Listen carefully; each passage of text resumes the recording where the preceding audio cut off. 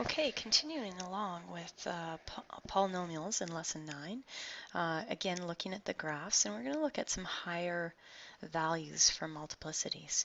Okay, so first of all, we're going to investigate the odd number multiplicities, 3, 5, 7. Okay, and we're going to grab the graphing calculator and we're going to enter x minus 2 cubed, x minus 2 to the 5th, x minus 2 to the 7, and the graphing calculator, and kind of compare what the difference between these two graphs are. We would expect that the x-intercept for each of these, the zeros of the function, would be x equals 2, right? So the question is, what else is different about the graph? Or what is different about the graph? Okay, so grabbing the graphic calculator, put those in y1, y2, and y3, and we'll talk about how to make the line type different so that we can look at them.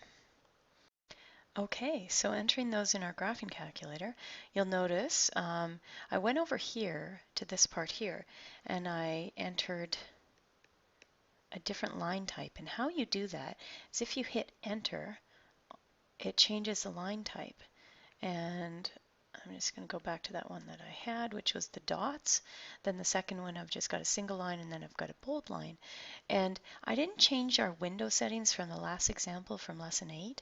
So if we just hit graph right now, there we go. That's not a bad graph. We can leave it at that, actually. So it looks like it has a point of inflection somewhere around x equals 2. Flattens out pretty good there, doesn't it? And this original one was when it was to the 3rd, and this was to the 5th, this middle one, and the bold line was to the 7th. So it appears to be getting steeper as the multiplicity climbs, but how it crosses the x-axis is the same for each one, 3, 5, and 7. So what happens to the multiplicity of a zero? Of the zero increases through the odd numbers. What happens then? Happens as the multiplicity increases, it steepens. Okay, the graph steepens, but the behavior at x equals 2, the 0, stays the same. Okay, so there's still a point of inflection. All right, good. Let's look at even multiplicities. Okay, so we're going to put those into our graphing calculator, y1, y2, y3. Okay, and then we'll take a look at the graph and see what happened to that concerning the multiplicity changes. Okay, so our first graph, x minus 2 squared, is this one here, very flat. The next one to the 4th, a little bit steeper, and then to the 6th, even steeper yet. But they all appear to be tangent to the x-axis at x equals 2, or 0 from here. So the only difference is it steepens. So it's pretty much the same idea as what we wrote for the above example. What happens as the multiplicity increases? The graph steepens, but behavior at the x equals 2, the 0 of p of x, stays the same. All right, good. Let's take a look at the next page. Okay, it's summarized here what we were just talking about, even and odd multiplicities of 0. So an even multiplicity, that is 2, 4, 6, 8, etc., occurs when the graph of a polynomial function is tangent to the x-axis. Okay, so bounces off. A real 0 of odd multiplicity, that is not 1, because we know it passes straight through for that. So 3, 5, 7, 9, etc. occurs when the graph has a point of inflection, so when it changes concavity, or you can think of it as snaking through. Okay, the sum of the multiplicities of each of the zeros of a polynomial function is equal to the degree of the polynomial function. Okay, so let's look at these graphs and see if we can answer the questions on example 1. In each case, state the number of distinct zeros and the possible multiplicities of each zero. So let's look at the first one here. We should have a 0 here. Now, y-intercept, not a 0. We are only concerned about the x-intercepts when we're talking about zeros. So the number of zeros would be 2. Okay, number of distinct zeros. I should make that distinction. Haha. Number of distinct zeros, 2. All right, the possible multiplicities of each 0. Okay, I'm going to write that here and put a little box around it. So this 0 here, the graph comes down and bounces off. It's tangent to the x-axis there. That would be a situation where the multiplicity is 2. Could also be a 4 or a 6 or an 8 or a 10. But it'd be pretty steep if it was, so we're going to go with the lowest one, which is a 2. This one, it comes down, changes concavity, and has a point of inflection at R0. So that would have a multiplicity, an odd multiplicity. So we're going with the lowest one here, which would be 3.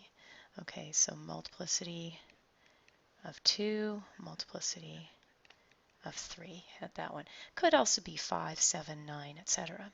Okay, so this is not a 0. Y-intercepts are not zeros. All right, second graph. Actually, second, third, and fourth, why don't you guys try those ones? Do what I did here, and then we will go over them in a minute, okay? So pause your video. Okay, how'd we do? Let's look at the second graph. Number of distinct zeros or x-intercepts, 3. 1, 2, 3. Okay, multiplicities of each crosses straight through here and here, so those would be multiplicities of 1. It bounces off or is tangent to the x-axis here, so it could be a multiplicity of 2 or 4 or 6 or 8, etc. Okay, next one, number of distinct zeros, 3. Multiplicity of 2 here, here, and 1 here. Number of distinct zeros for the fourth graph is 3. 1, 2, 3. Multiplicities of these two would be 1 because it passes straight through, but this one could be a multiplicity of 3, snakes through, 5 or 7 or 9. Okay, and now let's take a look at what else they're asking on this example. Which graph could represent a polynomial function of degree 8? Okay, so those situations, right now, actually, let's go through and determine what the degree of each one of these is. So the degree for the first graph would be, you add the multiplicities up, so 2 plus 3 is 5. That's the lowest degree it could be, because again, this one could have been a multiplicity of 2 or 4, right? Or 6 or 8, right? If it was a multiplicity of 4, then the degree would be 4 plus 3, which is 7. Okay, or this one could have been 3 or 5 or 7. So it could have been 5 plus 2 is also 7. Okay, this one here, degree, add up the multiplicities, 1, 2, and 1, so 4. This one's degree 4. Okay, or it could be more because this could also be a 4, 6, or 8. So if it was a 4, it would be degree 6. If it was a 6, here we could have 6 plus 1, so degree 8. Oh, so this one could be the answer, degree 8, if we had a multiplicity of 6 here, plus 1 plus 1. Okay, this one, 2 plus 1. This one could be a degree 5, the lowest possibility. That could be 4 and a 4 and a 1, which would be degree 9. I don't think we'd get degree 8 out of that.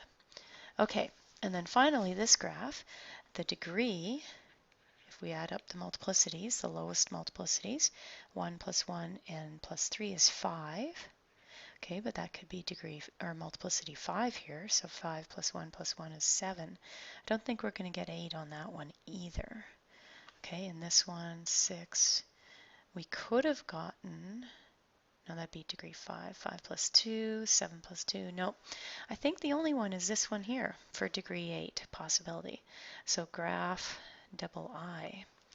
Okay, so graph double I. Okay, in which of the graphs is the leading coefficient positive? Okay, we haven't talked about this yet. This was in a previous lesson that we skipped over, so let's talk about that. If a leading coefficient, so make a note of this, if the leading coefficient, then the number in front of the highest degree term is a positive, then the graph ends up. And if it's negative, the graph ends down. And I'll show you what I mean by that. So ends up in quadrant 1, ends down in quadrant 4. So see this part of the graph here? That's ending down. That tells me my leading coefficient would be less than 0. It would be negative. This one here, ending down again, so our leading coefficient would be less than 0. Here, the graph is ending up, so that tells me my leading coefficient is greater than 0. It's positive. And again, ending up on graph 4, so our leading coefficient is greater than 0 or positive. So graphs 3 and 4 have a positive leading coefficient. So graphs III and IV, number 4. All right, great. This should carry you through these two lessons, lesson 8 and lesson 9, and you'll be ready to tackle them in the next class. All right, good job, you guys, and we'll see you on lesson 10, which will be the last one for this unit. Adios.